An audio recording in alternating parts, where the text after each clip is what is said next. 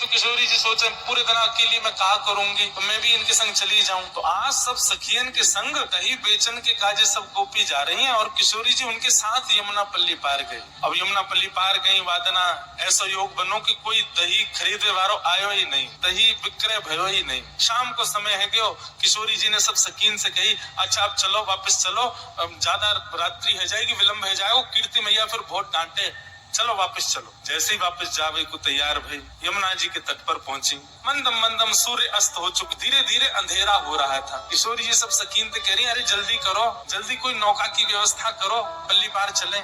श्यामाजू आप विराजो, हम देखें कोई नौका मिले तो आपको बताएंगी। सखियां सब ऊपर चढ़ चढ़ करके और महाराज यमुना के तट पर देखें, पर दूर दूर तक कोई नौका दिखाई नहीं दी। हे श्यामाजू, आज तो श्री यमुना जी ने हमारी परीक्षा ले ली है, दूर दूर तक एक भी नौका नहीं है और न ही कोई नौका चलावे वारो दिख रहा है। हे श्यामाजू कहा करें, अरे ऐसे मत करो, कीर्ति मैया बहुत डांटेगी। अरे पिताजी बड़े व्याकुल है रहे होंगे, मुझको जल्दी पहुंचना है घर, मैं काई को आ गई तुम लोगन के संग, आज नए आती तो ठीक रहता। अरे जब जमुना पल्ली पार जाना हो तो मैं क्यों आई, वहीं के वहीं रही आती। बेचारे पिताजी ढूंढ रहे होंगे, चिंता कर रहे होंगे, कहाँ चली गई श्यामा। अरे आप चिंता मत करो, हम फिर से देखें कोई नौका मिले तो। सकीन ने जाकर के फिर से देखी, इतने में ही एक नेक्सी सी नौका में, और नेक्सी से गोपाल जी बढ़िया सुंदर वस्त्र पहने, ऊंची धोती पहने, सिर पर ठाटो बांधे, छोटी सी अपनी नौका वहीं अकेले ही चला रहे। ठाकुर जी अपनी नौका चला रहे हैं, छोटी सी नौका, नेक्सी से बटुआ से ठाकुर जी।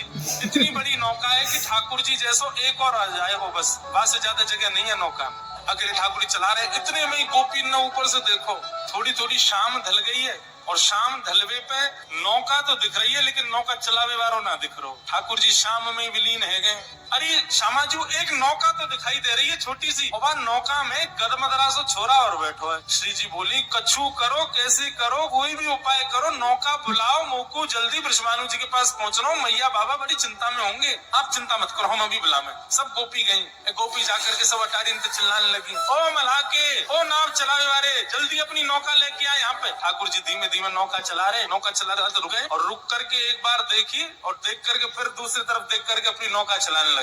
गोपी बोली बड़े अहम में बैठो ही तो नौका वारो, देख क्यों मुंह फिर ले अपना। ओ भैया नौका वारे, ओ मलाके, ने अपनी नौका लेके आ जल्दी, इत पार हमारी श्यामाजू पार करेंगी। ठाकुर जी बोले पहले तमीज से बोल ले, मलाके चिल्ला रही, कोई मलाको थोड़ी हूँ मैं कोई नाव चलाने वाला हूँ यहाँ पे।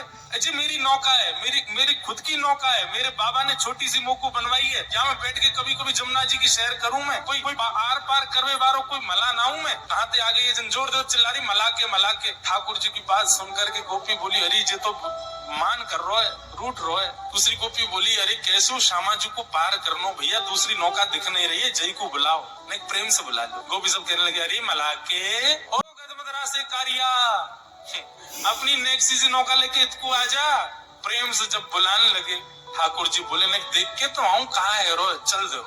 अब नेक्सी सी अपनी नौका ठाकुर जी को लेकर के, और कभी तो आए तो खूब तेज गति से चलाने लग जाएं, और तेज से चलाते चलाते कभी कभी ठाकुर जी रुक जाएं, पतवार को धर दें और अपने हाथ पामन ने फैला के वही में सो जाएं।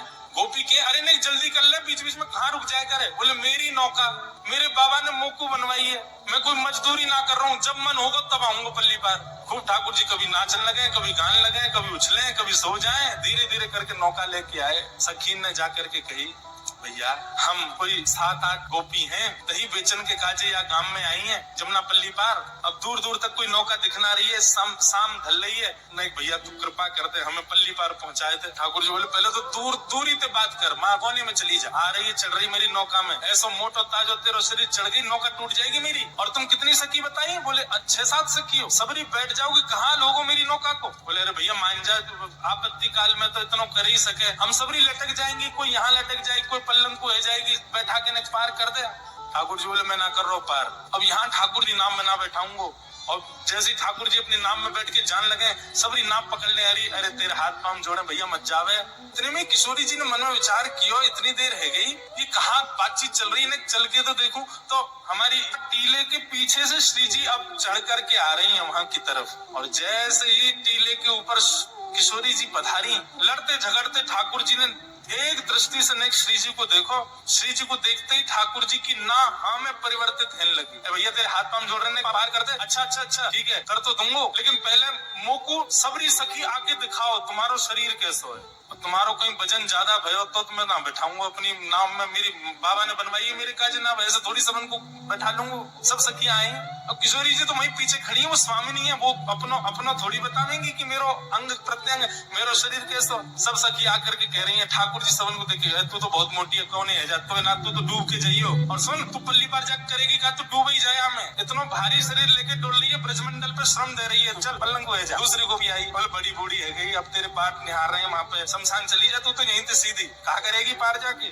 सब गोपीन को ठाकुर जी रिजेक्ट करते जा रहे हैं और श्री जी वहीं खड़ी। ठाकुर जी बोले क्यों नजर हटना रही ना मोते, कहा बताऊं ऐसा मलूक हूँ मैं, जो देख ले मो देखते ही रह जाए। ललता विशाखा बोली है तू सुन, तू बात न मत बनावे, बस जा काम को आ भाई कर दे, हमारी श्रीजू को बैठा नौका में पार कर दे पल्लम को।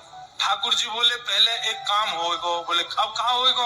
बोले जो तुम्हारी श्री जी हैं इनके पामन में बड़ी धूल मिट्टी लग रही है, पहले मैं इनको साफ करूंगा। अरे भैया अकेले इनको वजन सह सके मेरी नौका, इनके पामन में धूल मिट्टी लगी, या को वजन यदि मेरी नौका में गयो तो डूब जाएगी। ललिता विशाखा बोली ये सब तो तेरे बहाने हैं, स्पर्श करवे के हम सब जाने ना है, तू सकलती पता चल लो कैसा है, लंपटता के पूरे लक्षण है तुम। ठाकुर जी बोले तो फिर ठीक है चली जाइयो, पार में जा रहा हूँ, बैठने लगे नौका। अरे ना तू तो बुरो मान जाए लाला, आजा आजा। कहा करना? बोले चरण धोऊंगो, मैं ही धोऊंगो, तुम सबरी दूर नहीं हो, अकेलो धोऊंगो। श्री जी तो पीछे हट गए, बोले मैं नहीं स्पर्श कराऊंगी याते। ललिता विशाखा बोली श्री जी देखो दूर दूर तक कोई नौका नहीं है, एक ही नौका है, अब ठीक है जैसो भी है पार तो कर ही देखो। और श्यामाजू एक बार बस यहाँ की नौका में बैठ जाए हम, फिर तो यहाँ ऐसा सबक सिखाएंगी, पल्ली पार ले जा करके तो हाथ पाम बांध के एक एक डुक मार के जाएंगी हम, तुम चिंता मत करियो बिल्कुल। एक बार पाम धुलवाए लो। श्री जी आके खड़ी है गई। ठाकुर जी ने सुंदर एक स्थान नियुक्त किया, गड्ढा करके वहां में श्री जी को एक चरण भर दियो, जमुना जल भर के ला रहे हैं और अपने हाथन से ठाकुर जी श्री जी के चरण स्पर्श करके धो रहे हैं। किशोरी जी अपने आप को संभाल रही है। ललिता विशाखा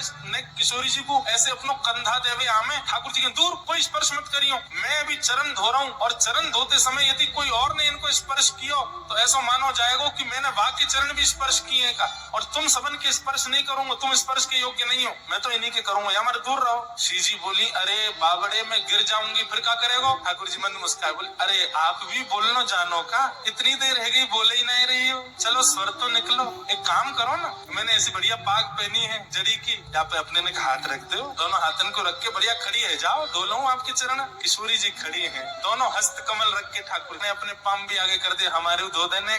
ठाकुर जी बोले तुम तो पीछे ही रहो, आगे ये बात बनाती, आओ आओ श्यामा जी आप विराजो, यहाँ में नौका में बैठो मेरी, सब लोग पीछे रहियो, कोई मत आ जाइयो, मेरी नौका डूब जाएगी नहीं तो। किशोरी जी विराज गए, ठाकुर जी बैठ गए। अब किशोरी जी कहाँ है? ठाकुर जी की तरफ कमर करके बैठी है, मतलब नौका के दो छोड़ हूँ मैं, एक छोड़ में तो चलावे वालों बैठे और एक छोड़ में यात्री।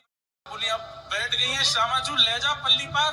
बोले अरे बढ़ना रही है जी आगे, क्यों ना बढ़ रही? बोले तुम्हारी जो स्वामिनी बैठी है गलत बैठी है जी। बोले मतलब? बोले अरे तुम न जानो नौका जो है का वो वायु के प्रवाह पे चले, अब पल्ली तरफ मेरी नौका को मुख रहेगा वो चलेगी, वही तरफ तुम्हारी स्वामिनी जो श्वास ले रही है तो वायु टकरा जाएगी, नौका कैसे बढ़ेगी आगे? इनते कहो मेरी तरफ मुंह करके बैठा का। बोली जे कौन सा तर्क है लाला तेरो? बोले मेरो तर्क यही है, मेरी नौका ऐसे चलेगी, इनते कहो इधर की तरफ मुंह करके बैठे तब नौका बढ़े। किशोरी जी तो इशारों करे मैं उतर के आ रही हूँ बाहर, सब कह नहीं हाँ बैठ ही रहो, अरे नेकी तो बात है, कहा करना पल्ली पार जाके जा, ये अपने घर हम अपने घर, हमारो कहा मतलब ही आते। विपरीत स्थिति में सबको बाप बनाना पड़े, श्यामाजू बैठ जाओ। किशोरी जी ठाकुर जी की तरफ मुंह करके बैठ गई, लेकिन मुंह की भौं चढ़ा रखी है, भौं चढ़ा रखी है, प्रेम भर के नहीं देख रहे हैं। ठाकुर जी ने नौका नेक बाहर लाई और जैसे ही नौका जमुना जी में पहुंची, इतने में तो सब सखीन ने धावो बोल दियो, दौड़ करके गई, कोई कहीं थे कोई कहीं थे, और सबरी चढ़ गई मामन नौका में। चाकू जहाँ जगह मिली वहीं सबरी चढ़ चढ़ के बैठ गई, और कहीं तो ठाकुर जी गोद में जाके बैठ गए। ठाकुर जी बोले दारी तुम में ऐसी लात मारूंगा गिरोगी जाके जमुना जी में, कैसे चढ़ गई मेरी नौका डूब जाएगी? बोले नहीं डूब रही, अब सुन अब बीच में पहुंच गए हम, डूबी तो वे ले चलेंगी संग में, अब चुपचाप हमें पार करा दे पल्लंग को। बैठ गई सबरी। ठाकुर जी कह रहे हैं कहा करूं कैसे करूं, मेरे तो मन ही ना लग रहा। चलाते चलाते ठाकुर जी ने अपनी पतवार रोक दी और रोक करके अपने पांव ऊपर करके ठाकुर जी तो पड़ गए। सब गोपी मुनि देख बीच नौका में ले आया है जमुना जी में, और यहाँ आके देख नौका रोक दी है। सब सखी बोली अब कहा भयो? ठाकुर जी बोले तुम कहा जानो नौका चलावे में कितना श्रम होवे, भूख लग रही है, मुँह बहुत जोर थे, अब मुँह को भोजन चाहिए, भोजन मिलेगा तो नौका पल्ली पार होएगी, भोजन नहीं मिलेगा तो कैसे जाऊंगा पल्ली पार, मेरा श्रम हो जाएगा, तुम लोगन पे चलानी आवे ना है। चलाने वालों जानकार केवल मैं ही हूँ, मोह लगी है भूख, पहले मैं भोजन कराओ। सखी बोल अब बीच जमुना जी में तुमको भोजन कहाँ दिला मैं? अरे मेरा भोजन तो तुम्हारे पास ही है, ये जितनी तुम पे दही और मक्खन आदि सब रखे जी मेरा भोजन है, कराओ मैं। सब सखियन ने अपनी अपनी हंडी ले जाके धर दी, बोले ले पाले या कछु छोड़ मत दियो, नहीं पल्ली पार उतर के खाओ कहीं कहे कि कछु धन दो, या तो बढ़िया तो दही दूध घी ये सब खा ले। ठाकुर जी बोले हम मैं छोटो सा लाला हूँ अपनी मैया को, और मैं अपने हाथ से ना पाऊँ, मैया बैठा के गोद में अपने हाथ से पवावे मोकू, अरे मुँह आवे ही ना, नेक से छोटे छोटे से मेरे हाथ मुंह पे तो पानो ही ना आवे। सखी बोली तो तू कहा सोच रहा, हम तो पवाएंगी अपने हाथन से, हम तेरे तेरे तेरे मुंह में खवाएंगे ये सब। ठाकुर जी बोले राम राम राम राम, तुम्हारे हाथन से थोड़ी पाऊंगा, इतने बुरे बुरे कार्य से हाथ, मेरी यशोदा मैया को तो ऐसा कोमल सा हाथ है, चंद्रमा जैसा गोरो गोरो बात दिखाऊं मैं तो, और मेरी मैया जैसा हाथ तो केवल तुम्हारी स्वामिनी को, वो खवावेगी तो खाऊं। अब तो भैया एक ही बात है, नौका आगे तभी बढ़ेगी जब मेरा पेट भरेगा, और मेरा पेट तभी भरेगा जब तुम्हारी स्वामिनी आकर के मुंह को खवावे। और बीच मझधार में खड़े हैं, कहा करें। स्वामिनी जी बोली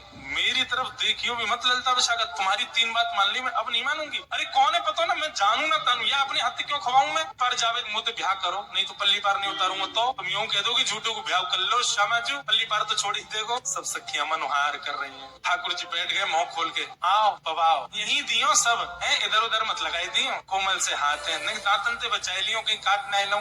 किशोरी जी हाथ ते अपने ते सामग्री ले रही हैं, और किशोरी जी के नेत्र ऐसे आकर्षित हो जाती जी, कह रही है ऐसी स्थिति तो केवल श्याम सुंदर को देख करके होवे जी, कौन है यहाँ से मेरी दृष्टि हट क्यों नहीं पा रही है। किशोरी जी पवाते पवाते नेक ओष्ठ से ऊपर नासिका, जैसे ठाकुर जी के नेत्रन में देखो है आकर्षित कर रहे हैं, और वहां में भी मंद मंद मुस्कुराते हुए ठाकुर जी श्यामा जी को देख रहे हैं। श्री जी को रोम रोम पुलकित है गयो, नेत्रन से अविरल अश्रुधार गिरने लगी, मन रूपी मयूर नृत्य करने लगो जी।